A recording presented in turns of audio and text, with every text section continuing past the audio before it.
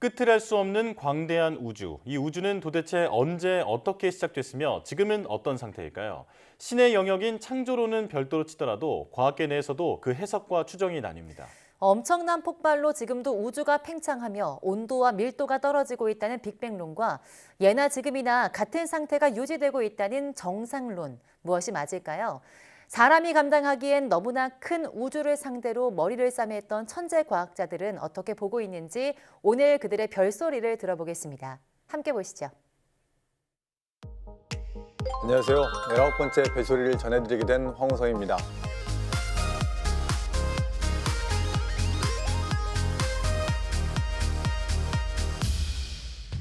여러분, 세상엔 참 다양한 논쟁거리들이 있죠. 우리 우주에도 우주론 논쟁이 있는데요. 그중에서도 오늘은 빅뱅 우주론과 정상 우주론에 대한 별소리를 전해드리겠습니다.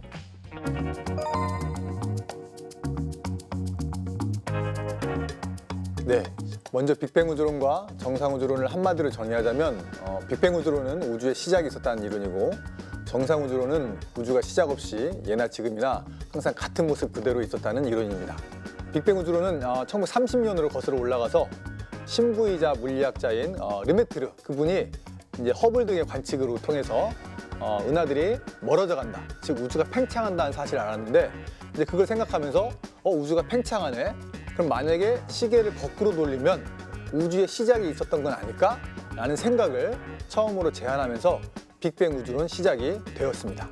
그래서 우주가 처음에 시작하면서 굉장히 밀도가 높고 뜨겁고 그런 상태에서 우주가 점점 팽창하면서 우주가 점점 식어가는 게 바로 빅뱅 우주론이 되겠습니다. 정상 우주론은 이에 반대했던 본디, 골드, 호일 등에 의해서 제안되었는데 우주가 공간이 팽창하면서 그 팽창하는 공간에서 물질이 계속 생성되면서 예나 지금과 한결같은 모습을 유지하고 있다는 게 핵심이 되겠습니다. 여기서 재미있는 사실은 원래 정상 우주론을 지지했던 그 호일이라는 학자가 그 당시 라이벌 이론이었던 빅뱅 우주론 이론을 비꼬면서 어떻게 우주가 빅뱅 하면서 태어날 수 있냐라고 얘기했던 게 결국에는 그게 빅뱅 우주론의 이름이 되었습니다.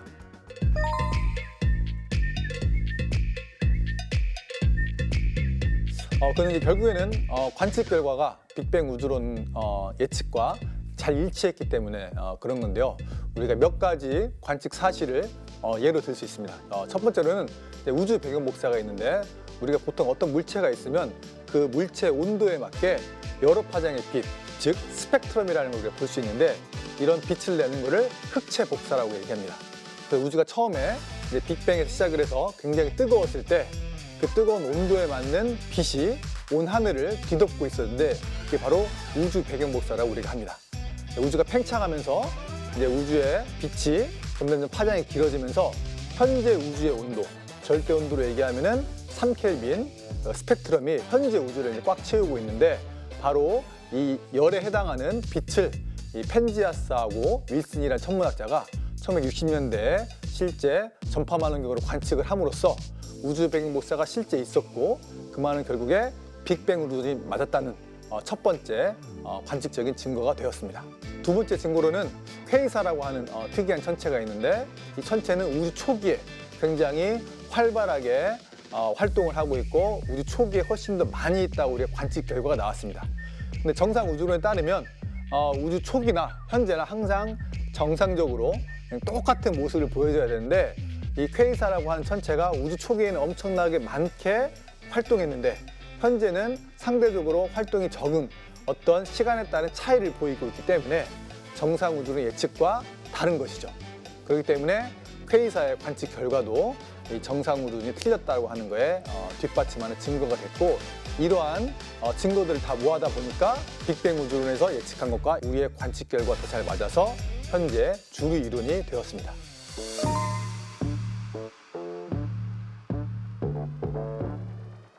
네, 현재 빅뱅 우주론이 주류 우주론이긴 하지만 완벽한 건 아닙니다. 예를 들면은 우리가 빅뱅 그 순간 또는 그 빅뱅 그 직전 무슨 일이 있었는지 우리가 이제 뭐 여러 가지 이론을 통해서 예측은 할 수 있지만 실제 관측으로 그거를 검증할 수는 없습니다. 그렇기 때문에 빅뱅 우주론에서 예측하는 자연스러운 설명이 없는 거죠. 근데 이제 물론 또 빅뱅 우주론이 우리가 처음에 만들어지고 나서 뭐 우주의 평탄성 문제라든가 우주의 지평선 문제 이런 것들이 문제가 있었는데 이런 문제를 우리 해결하기 위해서 우주가 갑자기 팽창한다는 인플레이션 또는 급팽창 이론이라는 걸 도입하면서 이런 문제들을 자연스럽게 좀 해결을 했습니다. 근데 문제는 이 인플레이션 급팽창을 직접 우리가 검증할 수 있는 도구가 현재 없는 상태인데요. 그 이유는 우리가 빛으로 어떤 천체를 관측할 때 볼 수 있는 우주의 한계, 그걸 이제 우주의 지평선이라고 보통 부르는데 그 한계 때문에 인플레이션이 있었던 때는 우리가 빛으로 관측을 못합니다.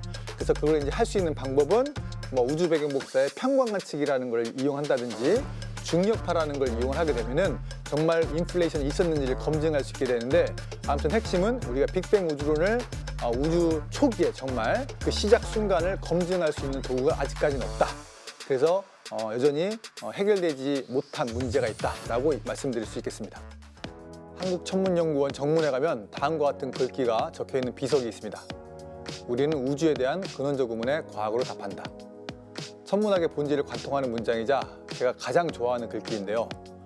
천문학의 가장 큰 단점은 또 너무 재미있다는 것입니다.